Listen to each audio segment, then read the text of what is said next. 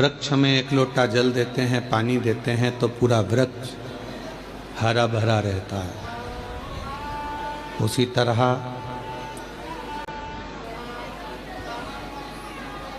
मनुष्य अगर थोड़ा बहुत भोजन करता है, पानी पीता है तो उसका शरीर में शक्ति रहती है। धेनुमानस कहती है, श्री विष्णु पुराण वर्णन करती है कि गौ माता की पवित्र कथा शिव पुराण भी वर्णन करती है कि जब हम गौ माता की कोई सेवा करते हैं, गौ सेवा में अगर लगते हैं तो हमारे 33 कोटि देवता भी प्रसन्न हो जाते हैं। कृपा बल शिव पुराण भक्ति और मुक्ति दोनों को साथ लेकर चलती है।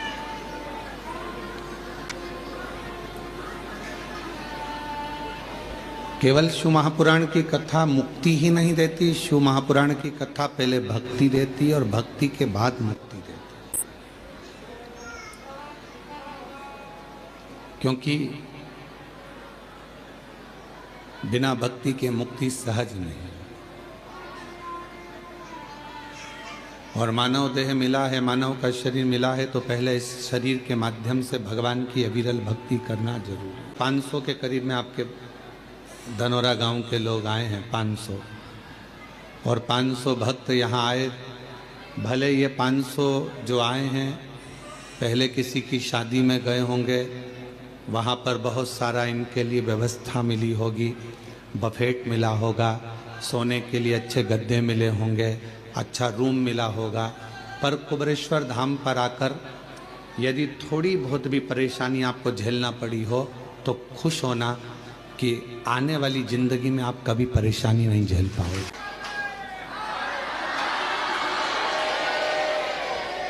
सारे तीर्थों में जाकर अगर कोई कथा करवाए, सारे तीर्थों में जाकर अगर कोई भागवत कराते हैं, कोई शिव पुराण कराते हैं, कोई यज्ञ कराते हैं, कोई कथा कराते हैं, पर यदि मौका मिल जाए और एक बार अगर ये 12 ज्योतिर्लिंग के बीच में कुबेरेश्वर धाम पर आकर अगर कोई शिव महापुराण की कथा करवाएगा तो ये निश्चित है कि 12 ज्योतिर्लिंग में कथा कराने का पुण्य फल उसको प्राप्त हो जाएगा।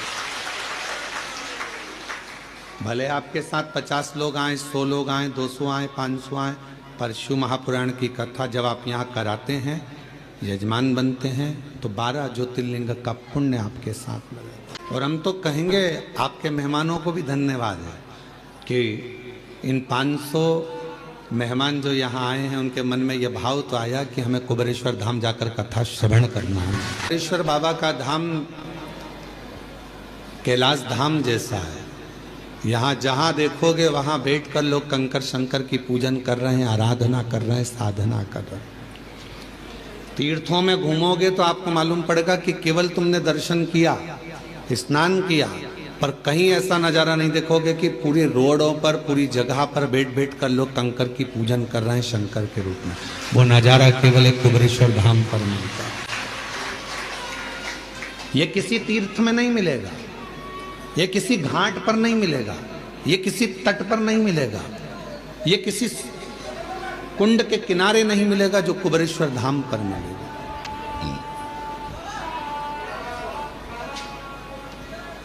भक्ति और मुक्ति दो साधन भगवान ने दिए हैं कि अगर मुक्ति के पद पर पहुंचना है तो पहले भक्ति जरूरी है। और भक्ति कब मिलेगी? जब आपका भाव शुद्ध होगा। आप में से कोई ऐसा है जिसने अपनी परछाई को पकड़ा हो? अपनी परछाई अपने पकड़ाई में आती है क्या? बोलो, जम के बोलो। अपनी परछाई, अपनी छाया अपनी पकड़ाई में नहीं आता, पर सूर्य की ओर मुख कर लो, चलते जाओ तो वो परछाई भी अपने पीछे पीछे आना चालू कर देती है। भले पकड़ाई में नहीं आए, पर तुम में इतना बल आ जाता है कि तुम सूर्य की ओर मुख कर लेते हो तो परछाई तुम्हारे पीछे पीछे चलती है। उसी तरह सुख तुम्हारे हाथ में नहीं आ रहा ना, वैभव तुम्हारे हाथ में नहीं आ रहा, तरक्की तुम्हारे हाथ में नहीं आ रही तो एक काम करो, ये तुम्हारे हाथ में नहीं आ रहा, सुख नहीं आ रहा, वैभव नहीं आ रहा, शांति नहीं आ रही, ये तुम्हारे हाथ में नहीं आ रहा, तो तुम भी एक काम करो, जैसे सूर्य की ओर मुख कर कर चलते हो तो परछाई पीछे चलती है, जो भगवान शंकर की ओर मुख कर कर चलता है उसके पीछे वैभव सुख और शांति चलती है। उसके पीछे वैभव भी चलेगा, शांति भी चलेगी, सुख भी चलेगा, संपदा भी चलेगी। तुम शिव के हो गए तो शिव तुम्हें सब कुछ दे देता। तीर्थ जाओ, वृंदावन गए, बिहारी जी का दर्शन करा, वृंदावन गए, गोवर्धननाथ जी की परिक्रमा करी, ब्रज गए, यमुना जी का पान किया, द्वारकाधीश जी का दर्शन किया, दाऊ जी का दर्शन किया, ब्रज की रज में खूब दर्शन किया। पर ब्रज की रज में पहुंचकर यदि तुमने किसी एक शिवालय में जाकर भूतेश्वर, चकलेश्वर,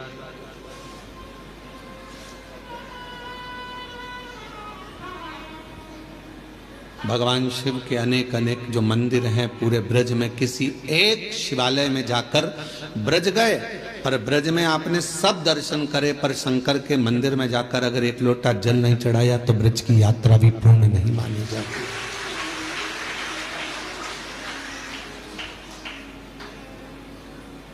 कभी गोपेश्वर, कभी भूतेश्वर, कभी चकलेश्वर, जहां तुम्हारा मन पड़े वहां जाकर एक लोटा जल जरूर चढ़ा। ब्रज की यात्रा पूर्ण जब मानी जाती है जब आप ब्रज भूमि में बने हुए शिवालय में जाकर शंकर के मंदिर में एक लोटा जल चढ़ाओ या दर्शन कर कर आओ, तब ब्रज की यात्रा पूर्ण होती है। अयोध्या जाओ तो अयोध्या के किसी भी शिव मंदिर में जाकर एक लोटा जल चढ़ा कर आओ, तब अयोध्या की यात्रा पूरी मानी जाती है। पहले ऐसा नियम था, अब आप लोगों के उधर है कि नहीं हमको नहीं मालूम, कि बद्रीनाथ चले जाओ, चाहे द्वारका जी चले जाओ, चाहे आप जगन्नाथ चले जाओ, तीर्थ कर कर आने के बाद आपको शंकर जी के मंदिर में जाकर लोटा भर जल चढ़ाना ही पड़ता था,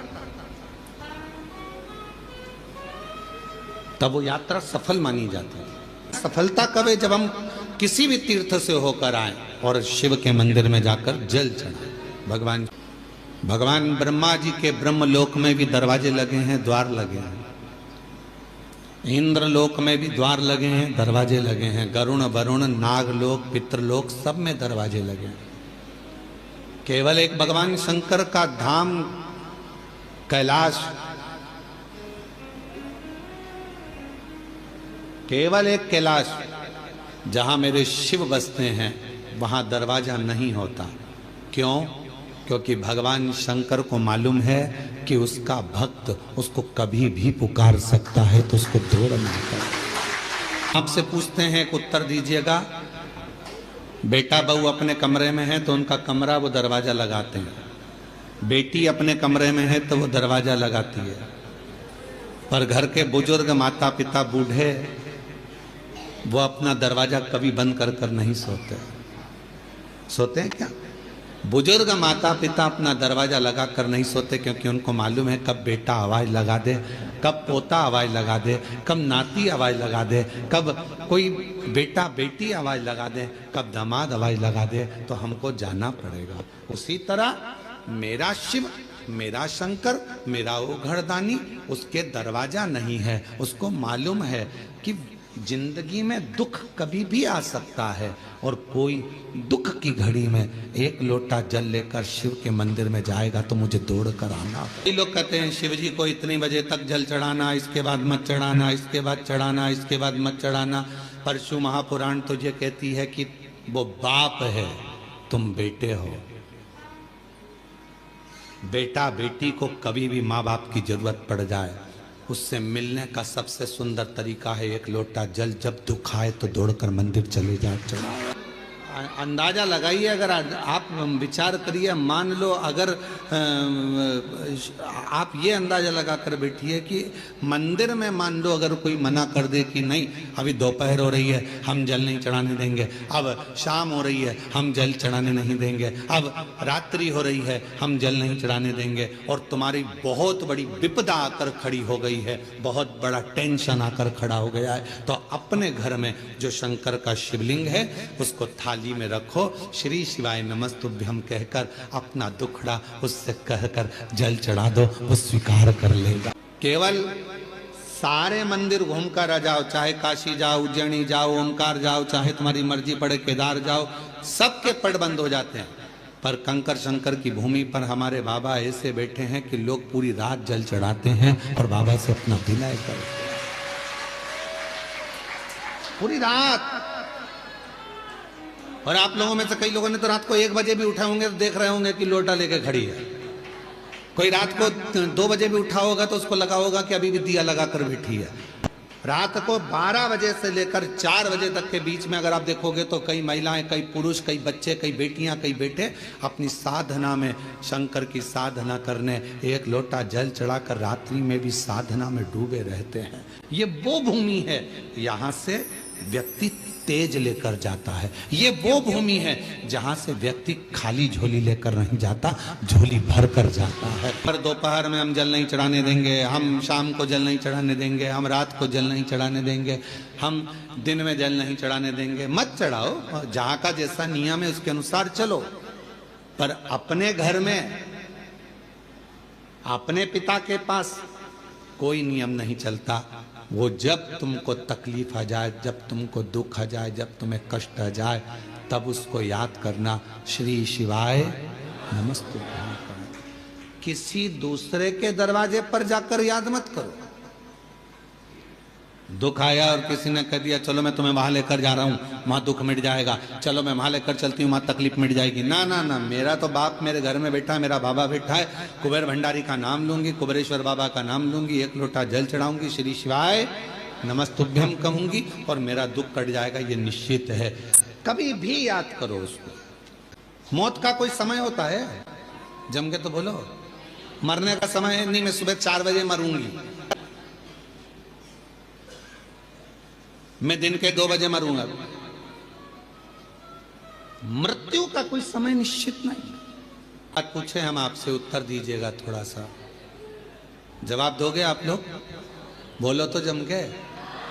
ठीक है। पहले जन्म कुंडलियां कितना काम करती थी आपको मालूम है? पहले ज्योतिषाचार्य पत्रिका देखकर पूरा भाग्य बता देते थे, जन्म कुंडली देखकर बता देते थे कि ये योग, ये शनि, ये मंगल, ये बुध, ये गुरु। आज के समय में भी बहुत विद्वान ज्योतिषाचार्य हैं, मैं उनको नमन करता हूं, प्रणाम करता हूं। ज्योतिषाचार्य तो सिद्ध हैं, पर आज के जमाने में कुंडलियां सिद्ध नहीं। कारण पहले बच्चा जन्म लेता था, नॉर्मल डिलीवरी होती थी, नॉर्मल बच्चा जन्म लेता था तो कुंडली उस हिसाब से बनती थी। आजकल डॉक्टर कह देते हैं कि आप तारीख चुन लीजिए, कौन सी तारीख को ऑपरेशन करना है, हम बच्चे को उस समय पर उस तारीख में उतनी बजे, जितनी बजे बोलोगे उतनी बजे हम ऑपरेशन कर देंगे। बोलो सही है कि गलत? उतनी बजे। अब आपने तारीख निकलवा ली, आपने समय निकलवा लिया, आपने पल निकलवा लिया, डॉक्टर साहब, मैडम, इतनी बजे आप ऑपरेशन कर देना, इस तारीख को ऑपरेशन कर देना, तो अब कुंडली काम करेगी क्या? क्योंकि तुम्हारी मर्जी से बच्चा हुआ है, इतनी बजे कर देना, इतनी तारीख को कर देना। पहले परमात्मा की मर्जी से होता था, जब वो चाहता था तब दर्द उठता था और जापा होता था तो कुंडली काम कर। बुधवार के दिन इतनी बजे, इतनी तारीख को इतनी बजे बच्चे को जन्म ऑपरेशन कर देना, बच्चा जन्म ले लेगा और तुमने फिर वो बनवाई। अब वो काम क्या करे? मृत्यु कौन सी श्रेष्ठ है? अब आप बताना, मौत कौन सी श्रेष्ठ है? रस्सी बांध के मर गए, वो मृत्यु श्रेष्ठ है क्या? बोलो बोलो। कुछ खा के मर गए, वो मृत्यु श्रेष्ठ है क्या? जम के बोलो। नदी में कूद के मर गए, वो मृत्यु श्रेष्ठ है क्या? रेल के अंदर कूद के मर गए, कुएं में मर गए, यहां मर गए, वो मृत्यु श्रेष्ठ है क्या? नहीं। मृत्यु कौन सी श्रेष्ठ है? जब कुछ भी तुमने गलत नहीं किया, ना सुसाइड का मन में विचार करा, पर परमात्मा स्वयं तुझे लेने के लिए मृत्यु लोक में आया और वो तुझे लेकर चले गया, वो मृत्यु श्रेष्ठ मानी गई है।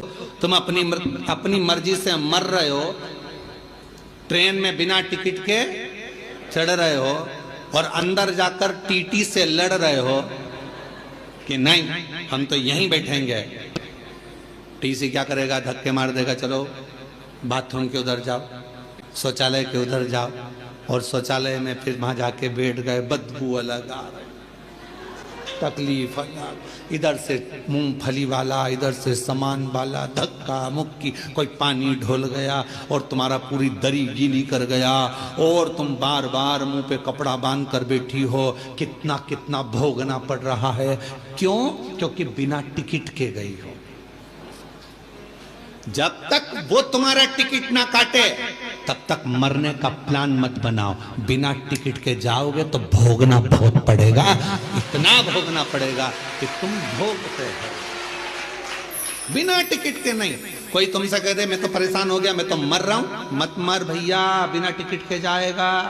एक बार ट्रेन में सफर करके देख ले, बाथरूम के पास बैठ के जाना पड़ता है, बिना टिकट के कितना धक्का खाना पड़ता है, कितनी गाली खाना पड़ती है। कोई पानी ढोल जाता, कोई कुछ कर जाता, कहीं का बीड़ी वाला बीड़ी का धुनक रहा है, कोई सिगरेट वाला, कहीं तंबाकू वाला, कहीं ये वाला, कहीं वो वाला। उसी तरह अगर बिना टिकट के चले गए, परमात्मा लेने नहीं आया और तुमने सोच लिया मैं तो मर जाऊं और तुमने सुसाइड कर ली, याद रख लेना, ट्रेन का सफर कर कर देख लेना, बिना टिकट के कितने धक्के खाना पड़ते हैं। उसी तरह बिना बुलाए अगर तुम चले गए, सारे नरकों में धक्के खाओगे, इधर से कूचा, उधर से कूचा, ऊपर जाके कहोगे अब दोबारा से सुसाइड नहीं करूंगा, अगला जन्म दो, फिर कभी नहीं मरूंगा।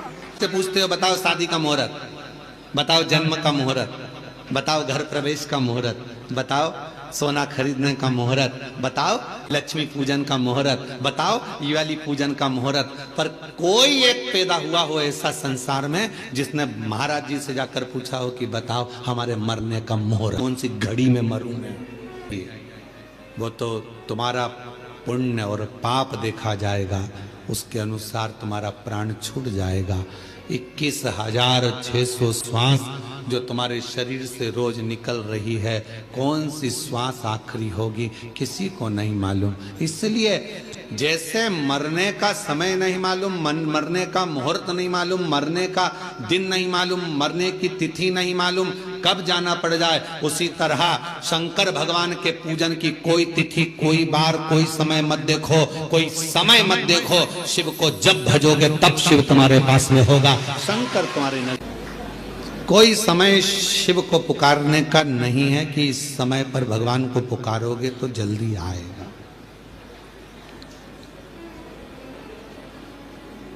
शिव को जब तुम्हारा मन कर जाए, जब तुम्हारा दिल कर जाए, जब तुम्हारा हृदय कर जाए, तब शंकर को पुकारो। एक कथा आती है बड़ी सुंदर। एक बार माँ जगत जननी जगदम्बा अम्बा माँ पार्वती जी कैलाश पर बैठी थी। भोगरदानी नहीं थे उस समय पर। भगवान शिव भोगरदानी उस समय पर वहां नहीं थे। माँ जगत जननी बैठी हुई थी। बूढ़ा ब्राह्मण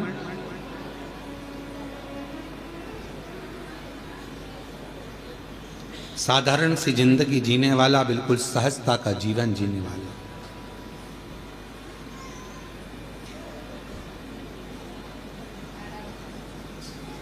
अपने काम में चलते चलते चलते चलते जा रहा। रोज उसका नियम था भगवान की भक्ति करना, स्मरण करना, जप करना, पाठ करना।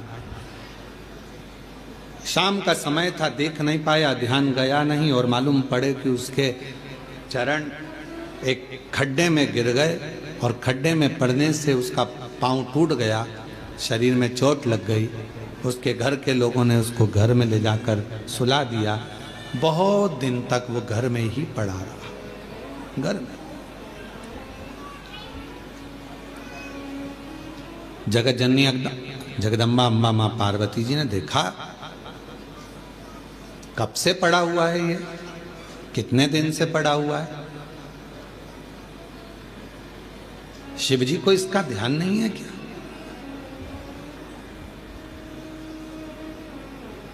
कई लोग कहते हैं कि भगवान सुनता नहीं है क्या? कई लोग कहते हैं भगवान क्या दिखता नहीं है क्या? हम इतना भजन करते हैं और हमारे एक रिश्तेदार हैं, वो हमको तकलीफ देते रहते हैं और इतना फूल रहा फल रहा, हमारे पड़ोसी इतने फल रहे फूल रहे जो भगवान के मंदिर तक नहीं जाते और लोगों को परेशान करके रखा है, उसके बाद भी उसको भगवान इतना दिए जा रहा है। क्या भगवान नहीं है क्या? क्या भगवान की आंखें नहीं है क्या? भजन करें कीर्तन करें और दुख भी हमें ही आ रहा है, और वो इतना कष्ट देने के बाद दुनिया के लोगों को चूसे जा रहा है, धन लिए जा रहा है, लिए जा रहा है, लिए जा रहा है, लोगों को कष्ट दिया जा रहा है और उसके बाद भी फल फूल रहा है। क्या भगवान नहीं है क्या? है। तो फिर जो इतना दुनिया को कष्ट दे रहा है वो इतना फल फूल क्यों रहा है? उसका कारण आज का नहीं है, पूर्व का है। कोई पिछले जन्म का उसने अच्छा कर्म करा होगा तो आज उसको भगवान ने इतना गाड़ी बंगला सत्ता वैभव जायदाद सब दी, आज भोग रहा है।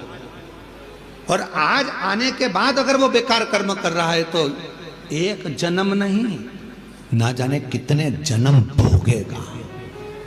और तू आज अच्छा कर रहा है, दुख मत मना। तूने पूर्व में कोई गलत कर्म करा होगा तो आज तेरे पास में ना थोड़ा धन कम है, वैभव कम है, सत्ता कम है, पर तेरे पास भजन तो ज्यादा है ना।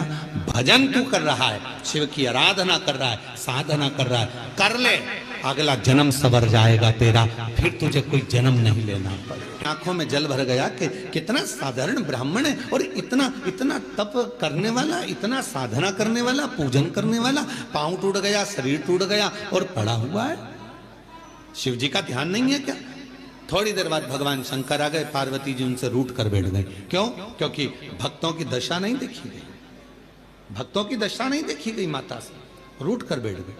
शिव जी ने पार्वती जी से कहा, क्या बात है जगत जननी, तुम आज रूठी हुई सी दिखती हो? प्रभु आप इतने बड़े दयालु है, भगवान ने आपको 3-3 नेत्र दिए हैं, उसके बाद एक ब्राह्मण भक्त की दशा नहीं देखी जा रही तुमसे? जो रोज मंदिर जाता था, रोज भजन करता था, उसके पांव में चोट लग गई, कमर टूट गई, पांव टूट गया, वो पड़ा हुआ है पलंग पर, उसकी दशा नहीं देखी जा रही तुमसे? उसके पांव सही नहीं कर सकते, उसकी कमर सही नहीं कर सकते? शिव जी ने कहा, पार्वती कमर और पांव तो मैं एक बेलपत्र दूं उसको और खाएगा और वो ठीक हो जाएगा, पर मैं चाहता हूं कि थोड़ा समय वो पलंग पर पड़ा रहे, थोड़ा समय वो पलंग पर रहे, पलंग पर पड़ा रहे। हाँ, वो तुम्हारे को भज रहा है, तुम्हें जप रहा है, तुम्हारी आराधना कर रहा है, और तुम कह रहे हो उसको पलंग पे पड़े रहने दो। हाँ पार्वती जी, उसको पड़े रहने दो। पार्वती जी कहने लगी, अगर तुम उसको अच्छा नहीं करोगे तो मैं चली जाऊंगी और मैं ठीक कर कर आऊंगी। शिव जी ने कहा, पार्वती मेरा कहना मान लो, उसको पलंग पर पड़े रहने दो। नहीं, अब पार्वती जी नहीं मानी और पार्वती जी ने जाकर एक बूढ़ी का रूप रखकर उसको, पार्वती जी ने थोड़ा सा जल पिलाकर उसको पूरा स्वस्थ कर दिया। जैसे ही वो स्वस्थ हुआ, 4 दिन निकले, वो 4 दिन बाद निकल कर जा रहा था, वन से एक सिंह आ गया और शेर आकर उसको खा गया और उसका जीवन समाप्त हो गया। पार्वती जी ने कहा, जिसको मैंने ठीक करा था वो तो मर गया, मर गया, सिंह ने खा लिया, प्राण छूट गए उसके। के पास गई पार्वती जी, वो मर गया, प्रभु जिसको मैंने ठीक करा था उसके प्राण छूट गए। शंकर भगवान कहने लगे, पार्वती तुम जान नहीं पाई मुझे, हे जगत जननी, मैं काल अधिपति महाकाल हूं, मैंने उसकी मौत को देख लिया था, इसलिए तुझसे कहा था कि इसको पलंग पर पड़े रहने दे। ये पड़ा रहता, इसकी मौत टल जाती और ये ठीक होकर फिर अपने काम में लग जाता। पर तूने, चंद लोग हैं इससे जो भगवान को दोष देते हैं, कई लोग कथा श्रवण करने वाले भी ऐसे हैं जो परमात्मा को दोष देते हैं। हम इतना पूजन पाठ करते हैं तो दुखी हैं, हम जल चढ़ा रहे हैं तो दुखी हैं, हम मंदिर जा रहे हैं तो दुखी हैं, वो व्यक्ति इतना फल फूल रहा है, वो ऐसा कर रहा है, हम दुखी हैं। हम ना परमात्मा को धन्यवाद देना कि मैं तेरी निगाह में हूं। आ गया तो रोना नहीं, भगवान को धन्यवाद देना कि कोई बड़ा दुख आने वाला था, थोड़े से दुख पर निकाल दिया। हाथ में लग गई, पाँव में लग गई, घर में पड़े हो ना, तो परमात्मा चाहता है कि तेरे साथ कोई घटना घटने वाली थी, तो निपटने वाला था, इसलिए हाथ पैर तोड़कर तुझे घर के अंदर पटक दिया कि तेरी जिंदगी बच जाए, तुझे कहीं जाना ना पड़ जाए। छोटी सी पे निकाल दिया, छोटी सी। दुख तो आएगा क्योंकि हमारे पूर्व का कर्म हमें भोगना है, पर बड़े दुख को छोटे पर लाकर छोड़ देता। पहचान है तो तुम्हारे गांव में हॉस्पिटल है? अरे बोलो तो ठीक है। हॉस्पिटल में डॉक्टर साहब हैं, नर्स मैडम, ठीक है। डॉक्टर से पहचान है, नर्स से पहचान है, नहीं है तो कर लो। डॉक्टर से पहचान होगी तो ज्यादा दवाई नहीं लिखेगा, नर्स से पहचान होगी इंजेक्शन भी लगाएगी तो धीरे से लगाएगी, पहचान वाली है, नहीं तो टोच देगी। बोलो सही है कि गलत है? हॉस्पिटल में जाते हैं, बच्चा को रोना आता है, मैं इंजेक्शन नहीं लगवाऊंगा, मैं इंजेक्शन नहीं लगवाऊंगा, मैं सुई नहीं लगवाऊंगा। पापा कहते हैं अपनी पहचान वाली है, आंटी है पहचान वाली है तो चिंता मत कर, बिल्कुल दर्द नहीं होगा। और उसने तुरंत थोड़ा सा मला लगाया रुई का पुआ और धीरे से बात करते करते इंजेक्शन लगा दिया और रुई मल कर कह दिया, बता तुझे दर्द हुआ? नहीं। क्यों? तेरे पापा से हमारी पहचान है बेटा, पहचान काम आती है इसलिए दर्द नहीं होने दिया। परमात्मा की पहचान कब काम आती है? जब दुख आता है, परमात्मा थोड़े में निकाल देता है, तब काम आता है। शिव जी पे चढ़ा एक लोटा जल कब काम आएगा? जब दुख आया और तुम्हारा दुख धीरे से निकल गया, तब भगवान कहेगा देख ले मैंने बहुत आराम से इंजेक्शन लगवा दिया, शांति से काम निकलवा दिया, दुख निकल गया। हमारा अच्छा भाव होगा, शिव जी से हमारी पहचान होगी, जो बड़ा दुख आने वाला था वो थोड़े पर निकल गया। डॉक्टर से पहचान होगी तो दवा कम लिखेगा, और अगर पहचान नहीं होगी तो पूरी थैली भरकर लिख देगा। इसलिए परमात्मा से पहचान कर लो तो दुख थोड़ा कम लिखेगा, सुख ज्यादा लिख देगा। उससे पहचान कर, शंकर से प्रीत बढ़ाई। महाराज आप कितनी पूजन करते हैं, कितना पाठ करते हैं, किसी को मत बताओ। गंदगी उजागर कर दो। शिव कथा कर रही है, गंदगी उजागर कर दो पर बंदगी उजागर मत करना, उस बंदगी में मेरा शिव बसता है। उस प्यार मुख से बोलने से नहीं होता। पत्नी सोचती है पति मुझे बहुत बार बोले मैं तुमसे प्रेम करता हूं, मैं तेरे बिना नहीं रह सकता, मैं तेरे बिना नहीं रह सकता, ये प्यार नहीं है। 24 घंटे बस बोल दे वो कि मैं तेरे बिना नहीं रह सकता, इसको प्रेम कहेंगे? प्रेम वो है, प्यार वो है। पति बीमार पड़ा और पत्नी उसकी सेवा में लगी है, और पत्नी बीमार पड़ी तो पति भी उसको पानी लाकर दे रहा है। तो सुख में प्यार झलके वो प्यार नहीं हो सकता, वो प्रेम नहीं हो सकता। इसलिए शिव महापुराण की कथा कर रही है। तुम कितना भजन करते हो, कितना अनुष्ठान करते हो, कितनी कथा सुनी, चाहे तुम 50 कथा सुनो, 100 कथा सुनो, तुम्हारा मन बढ़ जाए तब टीवी चालू करो और शिव महापुराण की कथा सुनो 1000 बार। एक बार नहीं कुबेरेश्वर धाम, जब तक जिंदगी है बाबा से कहकर जाना, तेरे दरवाजे पर बुलाते रहना, तू कृपा करते रहना। हिरण्यकशिपु ने 15 दिन तक एक लोहे के खंबे को आगी में जलवाया। 15 दिन तक आगी में लोहे के खंबे को जलवाया, लोहे के खंबे को। सभा में लाकर खंबा खड़ा कर दिया। हिरण्यकशिपु ने प्रहलाद से पूछा, बता क्या तेरा भगवान इस खंबे में है? प्रहलाद विचार करने लगा, क्या बोलूं मैं मेरे पिता को, कैसे समझाऊं कि वो तो कण-कण में है, तो खंबे में भी होगा। क्या तेरा भगवान इस खंबे में है? प्रहलाद ने मुस्कुराकर कहा, हां इस खंबे में भी मेरा भगवान है। तो लग जा गले, भगवान है तो लग जा गले। प्रहलाद जाने लगे खंबे के पास, धधकता हुआ अग्नि का लाल खंबा, और प्रहलाद ने गले लग लिया उस खंबे से। खंबा टूट कर गिर गया, नरसिंह भगवान प्रकट हो गए।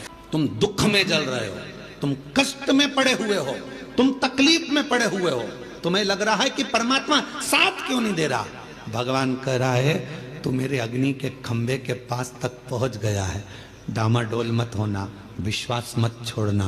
प्रहलाद जैसे दुख में भी मुझे गले लगा कर रखना, मैं प्रकट होकर तेरे टुकड़े को काट दूंगा। तुम्हारे भीतर यह भाव प्रकट हो गया कि विश्व का कल्याण हो तो पास वाले को, बूढ़े व्यक्ति को, बुजुर्ग को, बच्चे वाली माता को, कोई बूढ़ी माँ को, कोई स्त्री को थोड़ा आगे कर दो। ले जी तुम चली जाओ।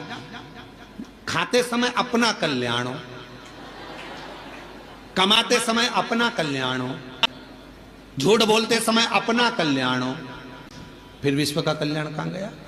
केवल चिल्लाने से काम चलेगा? विश्व का कल्याण हो। शिव पुराण स्वीकृत नहीं करते, बोलो उतना अपने ऊपर अमल भी तो करो।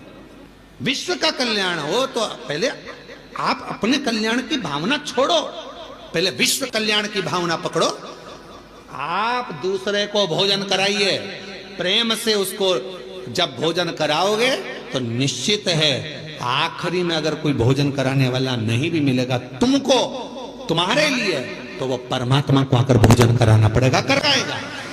आप कामना तो शुद्ध रखिए। कितने सालों से लोग कर रहे हैं, गौ माता की जय हो। देशवासियों से कहूंगा कि कुछ मत करो, कम से कम एक पत्र कम से कम राष्ट्रपति और प्रधानमंत्री के नाम पर लिखो और उनसे कहो कि भारतीय पाठ्यक्रम में गौ माता का भी एक चैप्टर सब्जेक्ट में आना चाहिए।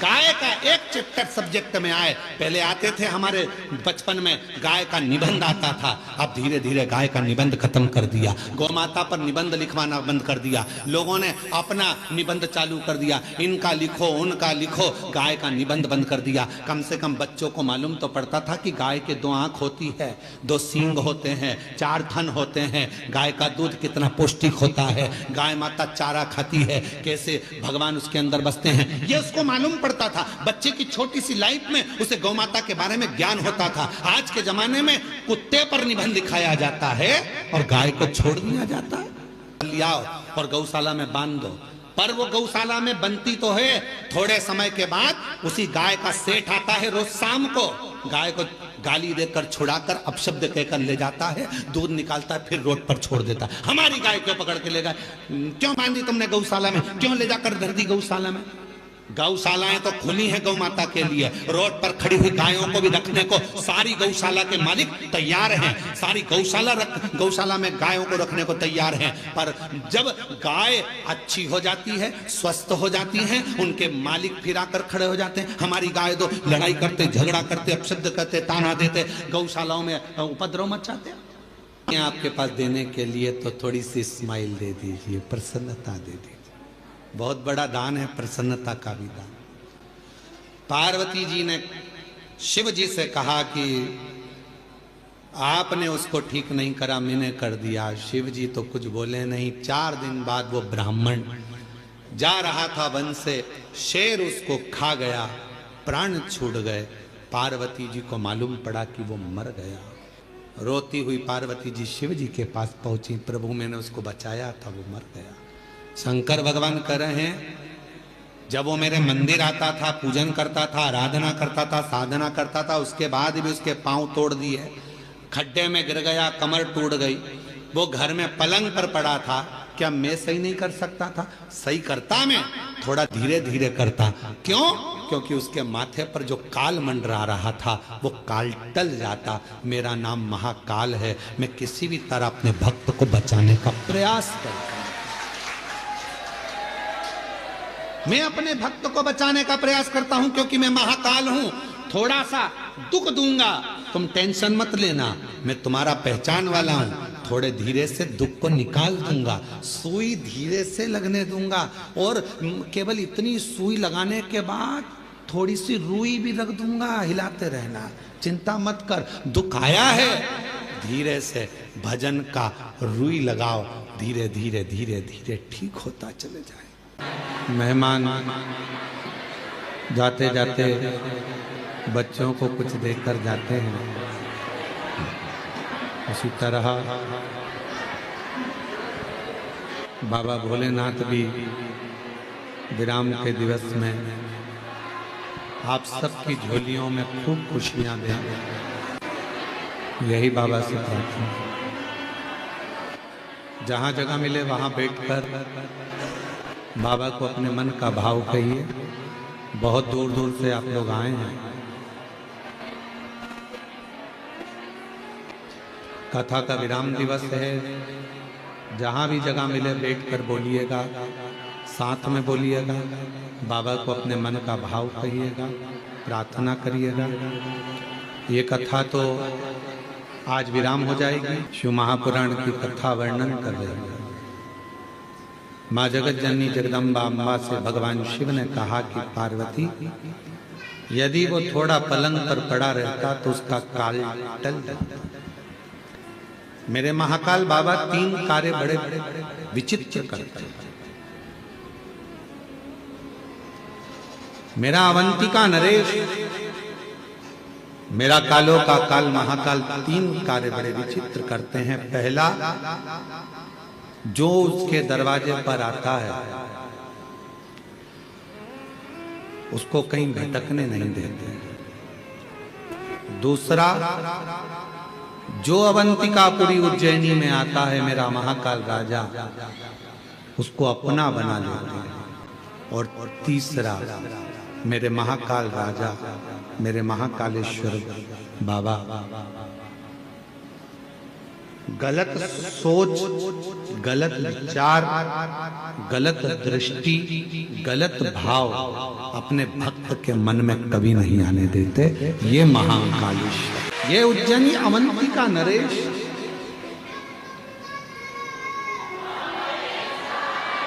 शिव की आराधना, भगवान शंकर की साधना, शिव उपासना, ये शिव की कृपा के बिना नहीं।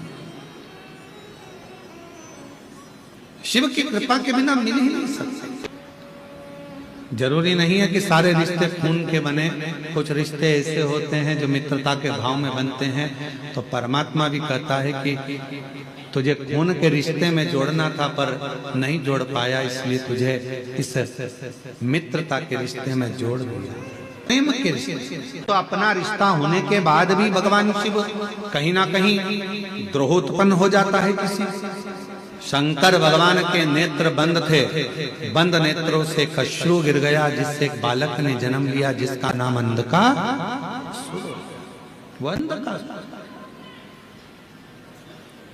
अब बालक अंधकासुर का जन्म हुआ। जब बालक गोदी में आया, पार्वती जी ने उसको गोदी में लिया।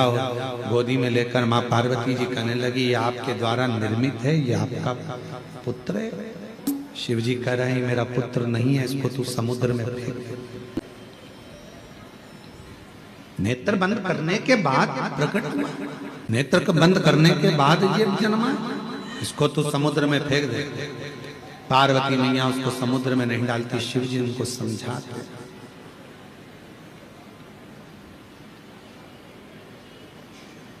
शिव जी ने समझाया पर मानने को तैयार।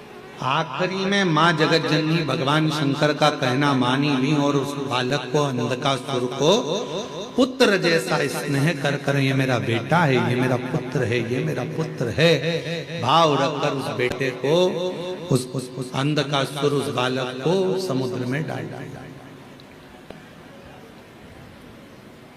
अच्छा, बालक तो डाला था पर वो बच्चा कोई असुर तो था नहीं, पर जिसने परवरिश करी,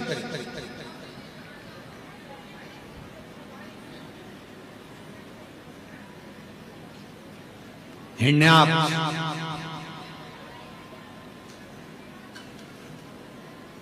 उसने देख लिया था इस बालक को। दो भाई हैं, हिरण्याक्ष हिरण्यकशिपु। देख लिया था मेरी कोई औलाद नहीं है तो यही मेरा पुत्र होगा, और इस पुत्र की परवरिश में कर पाला, बड़ा किया, पर उसको असुर बनाते चले। असुर बनाने का काम करता।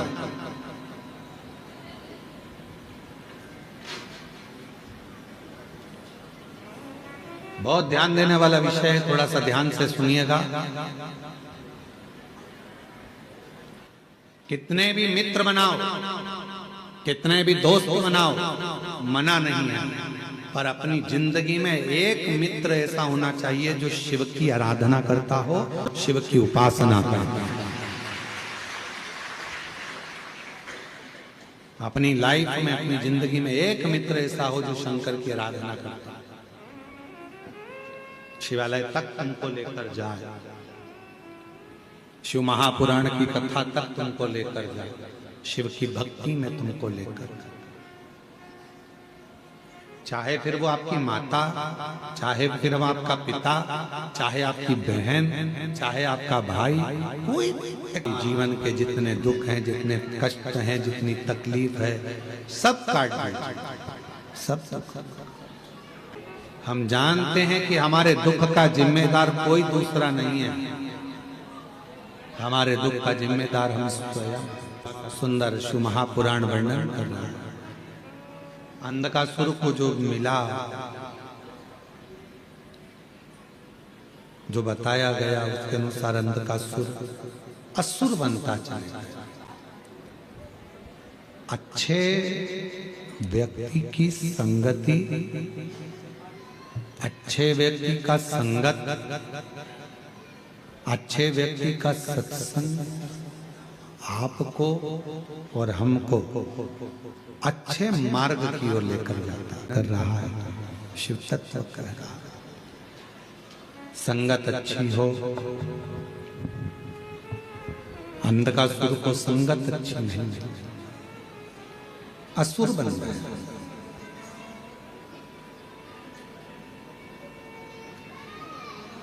जब हिरण्याक्ष चला गया और अकेला रह गया, तब करा ब्रह्मा जी का, वर मांगा कि मैं मरूं ना। ब्रह्मदेव ने कहा संसार में जन्म लिया है तो मृत्यु तो निश्चित हो, मरना तो पड़ेगा।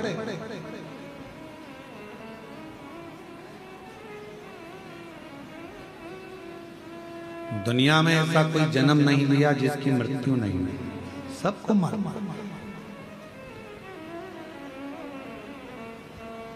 पर यह सोचकर जीना कि मरना ही है, मरना ही है, मरना ही है, मरोगे तो वैसे भी तुम नहीं भी सोचोगे तो मरोगे, तो जो होना है उस पर छोड़ दो। अपनी जिंदगी को, अपनी लाइफ को अच्छा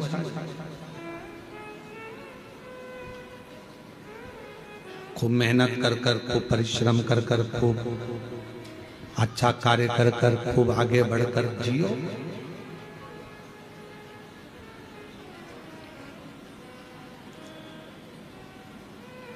मानव की देह वापिस तो मिलना नहीं।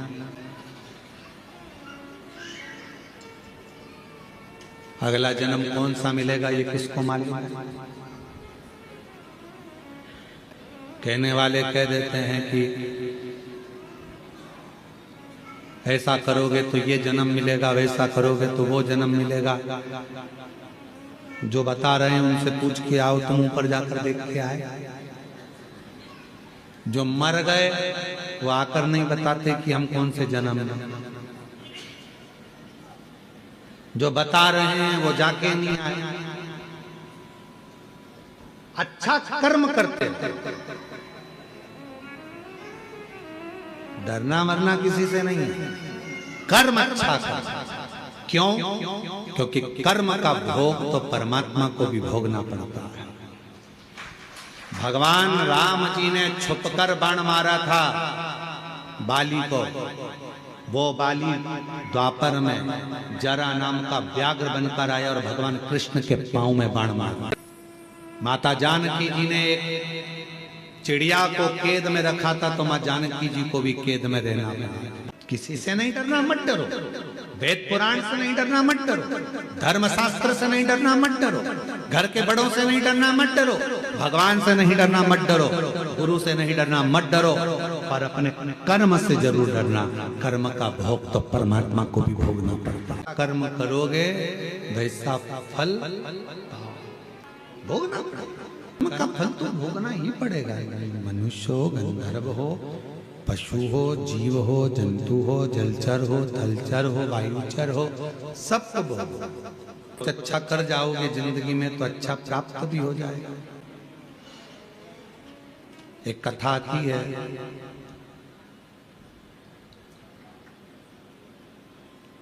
विदर्भ राजकुमार जी की एक बेटी थी जिसका नाम था ललिता।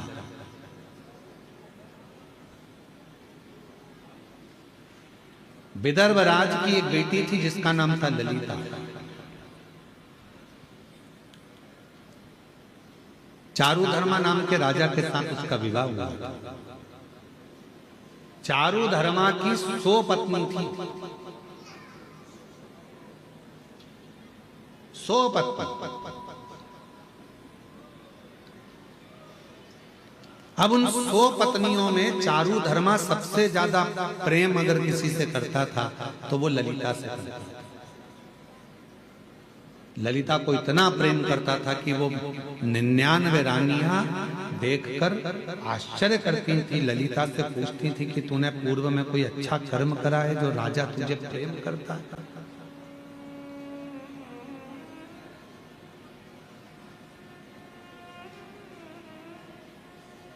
अग्नि पुराण का ये चरित्र है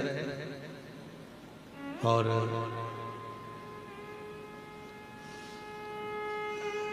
अग्नि पुराण का यह बड़ा सुंदर वर्णन किया है। ललिता, तूने पूर्व समय में कोई अच्छा काम किया है जिसके कारण राजा तुझे बहुत प्रेम करता है? ललिता जी ने पूछा, क्या बात क्या है? 99 रानियां कहने लगी, हमको तुमसे ईर्ष्या होने लगी है क्योंकि राजा तुमसे बहुत प्रेम करता है। तब ललिता ने एक बार 99 रानियों को बिठाकर अपनी बात कहना प्रारंभ करी। मैं नहीं जानती कि राजा मुझे क्यों प्रेम करता है, पर इतना मुझे पूर्व के जन्म का एक बात याद है कि मैं पूर्व के जन्म में एक चुईया थी। चुईया जानते हैं? एक होता चूहा और एक होती है छोटी सी चुईया। पूर्व जन्म में एक चुईया थी। सोवीर राजा के नगर में एक मलैया नाम के पुरोहित रहते थे और मलैया नाम के पुरोहित ने सोवीर राजा के नगर में एक सुंदर सा मंदिर का निर्माण कराया था, जिसमें भगवान श्री हरि और भगवान शंकर शिवलिंग के रूप में विराजमान थे। भगवान हरि भी थे, हर भी थे, दोनों विराजमान। ना जाने में ना कौन सा पाप था जिसके कारण मुझे चुईया का जन्म मिला। मैं चुईया का जन्म पाई, ना जाने कौन सा पूर्व का मेरा पाप होगा जिसके कारण मुझे चुईया का जन्म मिला। और चुईया के जन्म पाकर मैं इधर उधर भटकती रहती थी। कार्तिक का महीना था, बैकुंठ चतुर्दशी का दिन था। हरि और हर का मंदिर था। शिव और नारायण दोनों उस मंदिर में विराजमान थे। जिस मंदिर को मलैया पुरोहित ने बनाया था राजा सोवीर के नगर में, मैं चुईया एक बिलाव से, एक बिल्ली से डरकर मंदिर के अंदर प्रवेश कर गई। भटक रही थी मंदिर में, बिल्ली मुझे ढूंढ रही थी, बिलाव खाने के लिए मुझे ढूंढ रहा था। मैं चुईया घबरा उस बिलाव से डर के मारे यहां वहां भटक रही थी, दौड़ रही थी। और दौड़ते दौड़ते मैं चुईया मंदिर में ही, बैकुंठ चतुर्दशी का दिन था। मुझे क्या मालूम था ये हरिहर मिलन का दिन था। और उस हरिहर मिलन के दिन हरिहर भगवान के मंदिर में जो दीप जल रहा था, मैं चुईया उस दीप के पास चली गई। मुझे लगा कि मुझे प्यास लग रही है, पानी मिलेगा। पर बिल्ली के डर के कारण मैं जब पानी पीने गई तो दिए में तेल था, घृत बना हुआ था।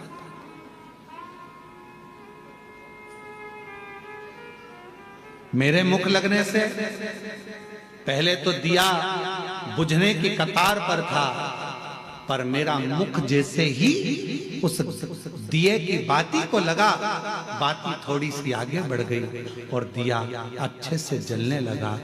समय बीता और समय बीतने के बाद मेरे प्राण छूटे। जब मेरे प्राण छूटे तो मुझे क्या मालूम था कि बैकुंठ चतुर्दशी के दिन, हरिहर मिलन के दिन, हरिहर मिलन का दर्शन कर कर दीप की ज्योति को बढ़ाने के कारण मेरा जन्म विदर्भ राज के यहाँ बेटी के रूप में हो गया। विदर्भ राज के घर में मैं ललिता बनकर जन्म ले ली।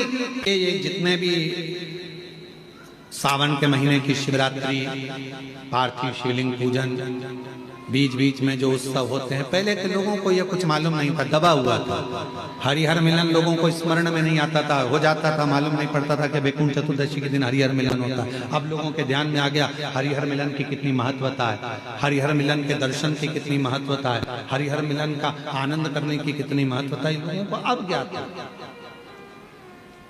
दीपदान की कितनी महत्वता है बैकुंठ चतुर्दशी के दिन, शिव मंदिर में जाकर क्यों दिया जलाया जाता है बैकुंठ चतुर्दशी के दिन, उसकी कितनी बात। मैं विदर्भ राजा के घर में ललिता नाम से जन्म ले ली और कहीं मेरा पूर्व का जो पुण्य था, उस पुण्य के कारण मेरा विवाह चारू धर्मा राजा के साथ हो गया। और उनकी इतनी सुंदर सुंदर रानियां होने के बाद भी चारू धर्मा यदि मुझसे प्रेम करते हैं तो उसका केवल एक कारण है, बैकुंठ चतुर्दशी हरिहर मिलन के दिन शिव मंदिर में जलाया गया दीप प्रज्वलन करना, ये उसका पुण्य है। जो ऑनलाइन कथा सुन रहे हो, आपसे निवेदन है बैकुंठ चतुर्दशी के दिन अपने शिवालय में घर के आसपास में दीप दान जरूर करो, दीप अवश्य लगाओ, हरिहर मिलन का उत्सव करो। बन सके तो रात्रि के समय पर जिनकी नेत्रों की ज्योति चली जाती है, आंखों से दिखता नहीं है, उसका उपाय भी बैकुंठ चतुर्दशी के दिन अवश्य करें। हरिहर मिलन का जो बच्चा पढ़ने में कमजोर होता है उसके लिए भी उपाय YouTube पर डला हुआ है, हमारे गूगल पर डला हुआ है। और हम समिति से भी कहेंगे, कुबेरेश्वर धाम विठले सेवा समिति से, कि सोशल मीडिया पर जो भी बैकुंठ चतुर्दशी के उपाय हैं वो हमारे लिंक पर अवश्य डालें और हमारे YouTube गूगल पे अवश्य डालें, जिससे जनमानस को वो प्राप्त हो और लोग उस उपाय को कर सकें। दिन बैकुंठ चतुर्दशी का ऐसा होता है जिस दिन शालिग्राम भगवान को रात्रि के समय पर, हरिहर मिलन के समय पर भगवान शिव जी को तुलसा चढ़ती है और भगवान शालिग्राम भगवान को बेलपत्र चढ़ती है। और वो तुलसा और बेलपत्र को शहद की शीशी में भर कर रखा जाता है। फिर उस शहद को जो बच्चा विद्वान नहीं है, पढ़ने में कमजोर है, उसको दिया जाता है। कई लोग उसको नेत्रों में लगाकर नेत्र ज्योति को बढ़ाते हैं। बड़ी महत्व।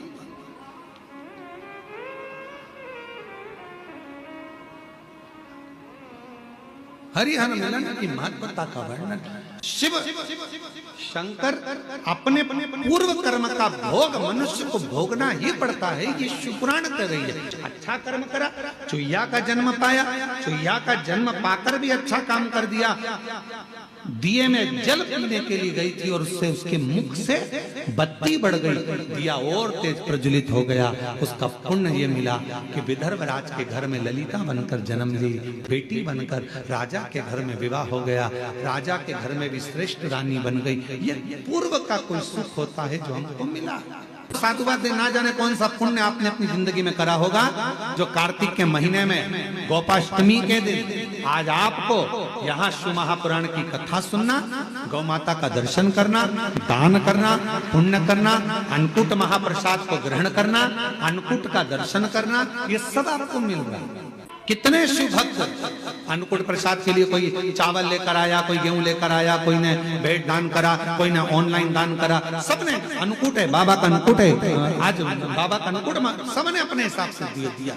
आपका एक बेलपत्र भी अगर कुबेरेश्वर धाम पर लगा है तो वो सुख देने वाला है। बैठ कर आपने जो 108 बार श्री शिवाय नमस्तुभ्यं कहा, उसको पुण्यदायक है आपके कार्य। पार्वती मैया जब देखी कि ये अंधकासुर तो बड़ा उपद्रवी हो गया, और अंधकासुर ने वर मांग लिया, मेरे प्राण ना छूटे, मरना निश्चित है, मरेगा व्यक्ति, पर निवेदन है मरने से पहले कुछ अच्छा कर चलो। मरते तो सभी हैं, सबके फोटो चिपकेंगे, दीवार पे टंग जाओगे, प्लास्टिक की माला भी चढ़ जाएगी, श्राद्ध में नीचे उतर कर खीर पूरी तुम्हारे फोटो में चिपक जाएगी।